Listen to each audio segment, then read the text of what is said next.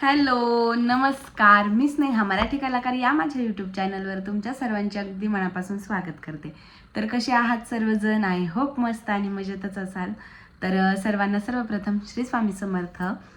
तर भरपूर दिवसापासून एका व्हिडिओची खूप रिक्वेस्ट येत होती, पण मला ना वेळच मिळत नव्हता तो व्हिडिओ बनवण्यासाठी. तर आज फायनली मी तो व्हिडिओ बनवण्यासाठी वेळ काढलेला आहे. कारण काय होतं, खूप जास्त तब्येत खराब झाली माझी ट्रिपवरून आल्यानंतर, आणि त्यानंतर लगेच आपले सणावारांचे सीझन सुरू झाले, म्हणजे संक्रांती वगैरे, पिल्लूचं बोरनान असेल वगैरे.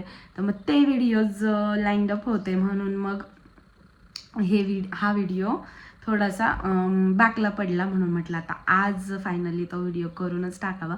अजून पण माझी तब्येत इतकी काही व्यवस्थित झालेली नाहीये. मधून मधून मला बोलता बोलता असा अजून पण खोकला येतो आणि सर्दी. आज तर जास्त अजून वीक वाटतंय, म्हणजे आज खूप जास्त डोकं वगैरे पण दुखतंय. पण म्हटलं आज काही करून आज हा व्हिडिओ बनवलाच पाहिजे. त्यासाठी मग मी बसलेली आहे आता व्हिडिओ बनवायला. तर चला सुरुवात करूया आपल्या व्हिडिओला. तर व्हिडिओचा टायटल असा आहे की म्हणजे मी जी ट्रिपला गेले होते तिथे मला किती खर्च आला, म्हणजे ट्रॅव्हल एक्सपेन्सेस काय झाले, कुठे किती खर्च आला, किंवा कशासाठी किती रुपये लागले वगैरे वगैरे वगैरे.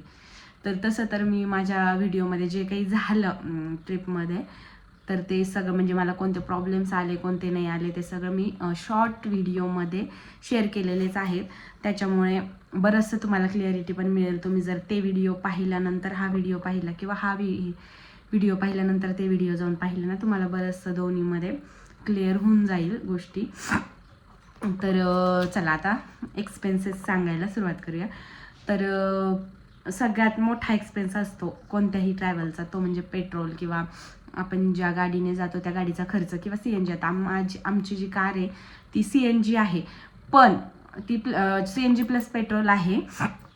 पण CNGचं असं हे असतं ना, तर बऱ्याच ठिकाणी CNG मिळत नाही, किंवा जिथे मिळतं तिथं प्रेशर नसतं. असं बरंच काही CNGला फेसेस करावे लागतं. मेन म्हणजे आम्हाला राजस्थानमध्ये भरपूर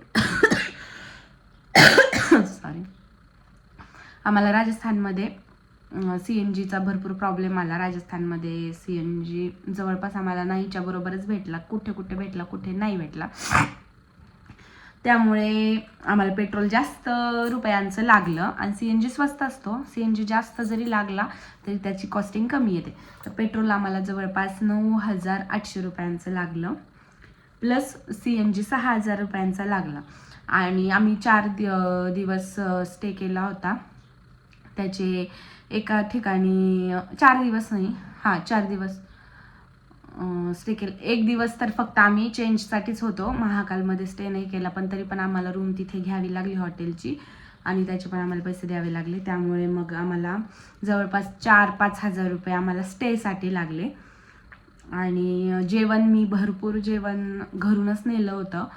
तर आम्ही हार्डली 3 ते 4 वेळा हॉटेलला जेवलो, म्हणजे 3च वेळा जेवलो. आणि यायच्या दिवशी जास्त, म्हणजे यायच्या दिवशी आम्ही पूर्ण दिवस ट्रॅव्हलच होता ना, कारण जास्तच अंतर होतं. त्यामुळे म्हणून आम्हाला जेवणामध्ये जवळपास 5-6 हजाराच्या आसपास, म्हणजे 6,000च पकडून चला, तेवढे लागले. कारण की आम्ही घरून तुम्ही पाहिलं असेल व्हिडिओत, मी भरपूर बनवून नेलं होतं. त्यातलं भरपूर रिटर्न पण आलं, ज्या टिकणाऱ्या गोष्टी होत्या त्या रिटर्न आल्या भरपूर. पण त्यामुळे आमचा वेळ भरपूर वाचला, वेळ प्लस आमचे पैसे पण वाचले. आणि मेन म्हणजे आता बाहेरची टेस्ट आपल्याला आवडते नाही आवडते, बाहेरचं चांगलं मिळतं नाही मिळतं, म्हणून मी घरून नेलं होतं. आणि त्यामुळे आम्हाला भरपूर फायदा झाला, म्हणून आम्हाला जेवणाला कमी पैसे लागले. कारण जेव्हा आम्ही कोल्हापूरची ट्रिप केली होती ना, त्यावेळेला आम्हाला सगळ्यात जास्त पैसा कशात लागला असेल तर फक्त जेवणात लागला होता.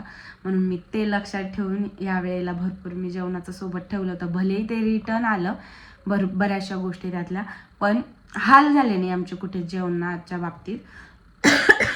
त्यानंतर जे आहे ते पासेस, तर आम्हाला उज्जैनमध्ये आम्ही पासेस काढले होते, आणि खाटूश्याममध्ये पासेस काढले होते. बाकीच्या मंदिरांमध्ये पासेस नाही काढले.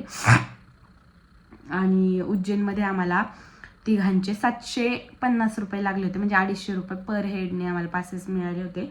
आणि खाटू श्याममध्ये तिघांचे 1100 रुपये लागले होते. तर तिथे तिघांचे मिळून घेतले. तिथे पर हेडचा काही इश्यू नव्हता, त्यामुळे मग तिथं 1100 रुपये आम्हाला लागले. त्यानंतर तिथे जे आपण आता बाकी सालासरच्या इथे पण आम्ही चालत गेलो, तिथं थोडंच अंतर होतं, आणि सावरिया साईडच्या तिथे पण आम्ही चालत गेलो.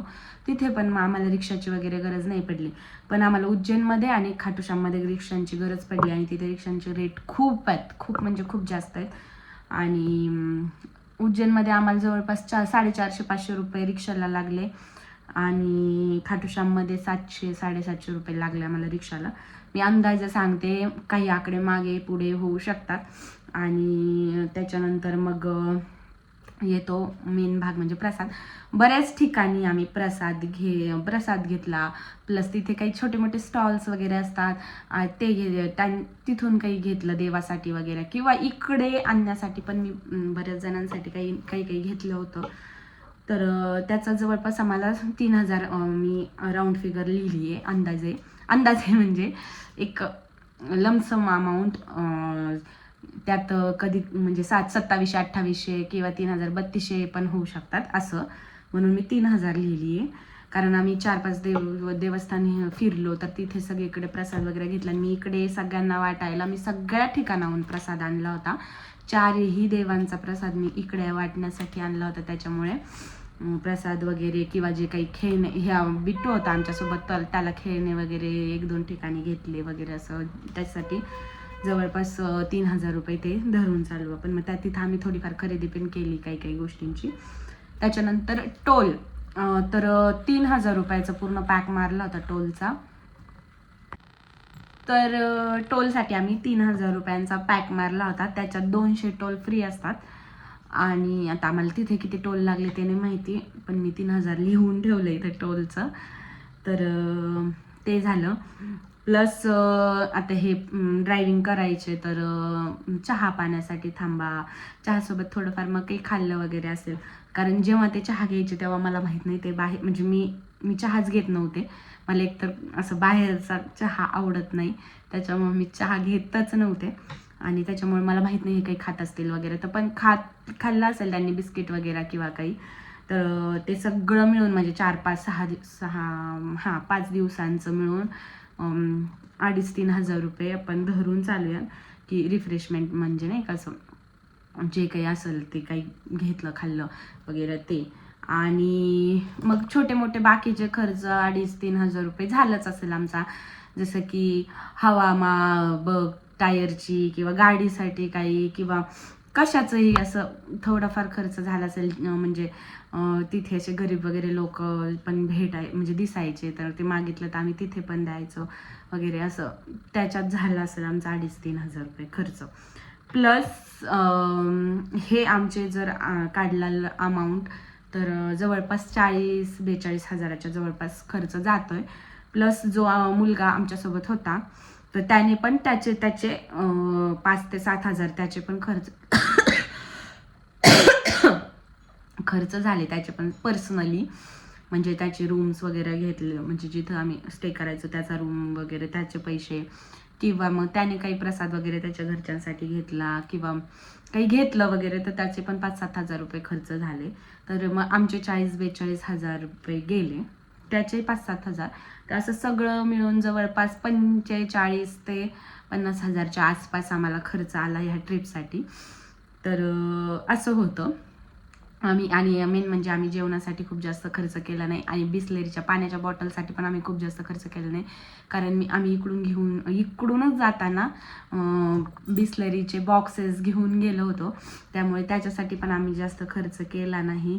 आणि मेन म्हणजे बाकी म्हणजे असं व्यर्थ खर्च यावेळेला आम्ही भरपूर टाळला, पण तरी पण एवढा खर्च आला. आणि जर आम्ही एक फॅमिली गेलो, याच ठिकाणी जर आम्ही 2 फॅमिली गेलो असतो, तर हा सगळा खर्च निम्मा डिवाईड झाला असता. पण आम्हाला 2 फॅमिली सोबत नाही गेलो, आम्ही एकच गेलो, त्याच्यामुळे आम्हाला हे सगळं एकट्याला आला खर्च. समजा 40,000 धरून चालू, आणि त्याचे 5 ते 7 हजार त्याचे सेपरेट. तर असं सगळं मिळून जर धरलं तर 45 ते 50 हजाराच्या आत आम्हाला खर्च झालेला आहे. तर आय होप आता तुम्हाला तुमच्या सगळ्या प्रश्नांची उत्तरं मिळाली असतील. तर बऱ्याच ठिकाणी काय होतं ना, आपलं मजबुरी असते की आपल्याला टाईम वाचवायचा असतो, त्यामुळं आपल्याला काही ठिकाणी पैसे पे करावे लागतात. तर ह्यातलेच काही पैसे तुमचे, समजा तुम्ही जर वेळ असेल तुमच्याकडे तर तुमचे पैसे वाचू शकतात. जसं की पासेसचे म्हणा, रिक्षाचे म्हणा, रिक्षाला तुम्ही थोडंफार फिरले वगैरे तर रिक्षा तुम्हाला बार्गेनिंग करून मिळू शकतो असं, तर हे पैसे वाचू शकतात. किंवा स्टेजचे पण जर जास्त ठिकाणी चौकशी वगैरे केली, जास्त वेळ तिथे तुम्ही दिला तर तिथे पण तुमचं वाचू शकतात. तर किंवा मग तुम्ही बाय रोड बाय कारने न जाता ट्रेनने वगैरे गेले तर तिथे पण भरपूर पैसा वाचू शकतो. तर असं आहे, मी माझा एक्सपिरियन्स तुमच्यासोबत शेअर केला आहे. तर तर ह्याची तुम्हाला, आय होप तुम्हाला जायचं असेल तर ह्याची तुम्हाला मदत होईल. आणि मेन म्हणजे हे जेवणाचं जे मी सांगितलं, जे की आपण घरून बनवून जर नेलं तर आपला भरपूर टाईम वाचतो. मेन म्हणजे आपल्याला हॉटेल वगैरे शोधत बसावं लागत नाही, सरळ गाडी साईडला लावायची आणि जेवण करून घ्यायचं. आता मी नेमकं ते व्हिडिओज शूट करायची विसरले, नाही तर मी ते तुम्हाला ते पण दाखवलं असतं. मी सोबत डिस्पोजलचे प्लेट्स नेल्या होत्या, चमचे पण नेले होते आणि पाणी बॉटल तर तुम्हाला सांगितलंच मी, सेपरेट आम्ही एक बॉक्सच घेऊन गेलो होतो बिस्लरीचा. आणि त्याच्यामुळं मग आम्ही गाडीत बसल्या बसल्या खाल्लेले. पहिल्या दिवशी तर आम्ही गाडीतच बसून जेवलो, म्हणजे बुधवारी आम्ही रात्री इथून निघलो तेव्हा जेवण करून निघालो होतो घरून. आणि मग गुरुवारी सकाळचा नाश्ता आम्ही गाडीत बसल्या बसल्याच केला. दुपारचं जेवणसुद्धा गाडीत बसल्या बसल्याच केलं. आणि रात्रीचं जेवण आम्ही हॉटेलला केलं होतं. आणि गुरुवारी आणि शुक्रवारी पण तसंच आम्ही हॉटेलवरच आमची जी नाश्त्याची पिशवी ते सोबतच घेऊन गेलो होतो वरती. तर हॉटेलवरच आम्ही तिथे आमचा स्वतःचा बनवलेला नाश्ता केला. आणि जेवण ह्याच्यावर केलं, दालबाटी खाल्ली होती आम्ही. आणि त्याच्यानंतर हे संध्याकाळचं जेवण पण आम्ही गाडीतच बसून केलं होतं शुक्रवारचं. आणि शनिवारचं नाश्ता आम्ही ह्याच्यात केला होता सालासरमध्ये. आणि दुपारचं जेवण गाडीत केलं होतं आणि रात्रीचं जेवण हॉटेलला केलं होतं. आणि रविवारी गाडीत बसल्या बसल्या टाईमपास काही खाल्लं तर खाल्लं, ठीक आहे, नाहीतर मग बाहेरच समोसा, चाट किंवा आलू पराठा, पनीर पराठा वगैरे असं आम्ही सगळ्यांमध्ये मिळून घेतलं होतं ते. आणि पाणीपुरी खाल्ली होती एका ठिकाणी, प्लस पिझ्झा घेतला होता बिट्टूला, तर त्यातले पण आम्ही सगळ्यांनी थोडं थोडं खाल्लं होतं. आणि म्हणजे यायचा दिवस तो पूर्ण खाण्यापिण्यातच गेला होता आमचा. आणि मग त्यानंतर घरी चालू होतो आम्ही रविवारी मध्यरात्रीमध्ये. तर अशा पद्धतीने आम्ही भरपूर म्हणजे वेळा घरून नेलेलंच खाल्लं. आणि मेन म्हणजे थंडीचे दिवस असल्यामुळे माझं काही जेवढे मी पदार्थ नेले होते त्यातलं काहीच खराब झालं नाही, काहीच वेस्ट गेलं नाही. आणि जे उरले म्हणजे टिकणारे पदार्थ होते, जास्त दिवस टिकणारे, ते आम्ही उशिरा खाल्ले. आणि जे खराब आम्हाला वाटलं की हे लवकर खराब होतील तर ते आम्ही अगोदर खाल्ले होते. त्याच्यामुळे आमचं असं वाया काहीच गेलं नाही. आणि जे टिकणारं होतं ते काही रिटर्न पण आलं आमचं. तर अशा पद्धतीने झाली आमची छान अशी स्वीट अशी ट्रिप. आणि तिथून आल्यानंतर तर आम्ही आजारीच पडलो, म्हणजे वातावरण खूप जास्त चेंज झालं.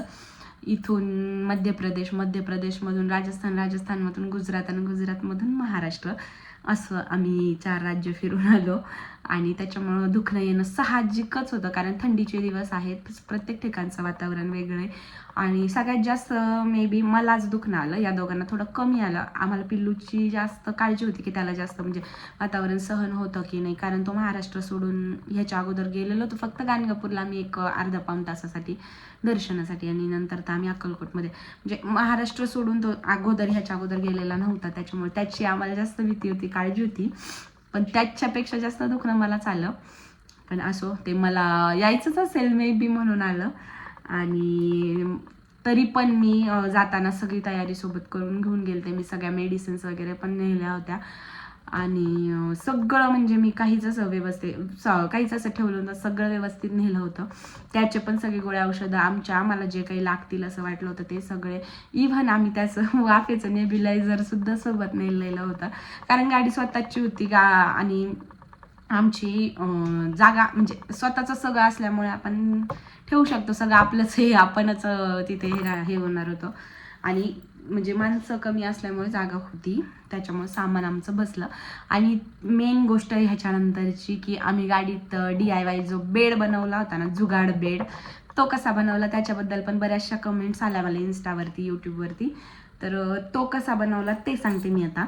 तर जे आपण सीट असतं ना मागचं, त्याच्यामधली जी स्पेस असते जिथे आपण पाय ठेवतो, तर तिथे आम्ही मोठ्या मोठ्या बॅग ठेवल्या होत्या आमच्या.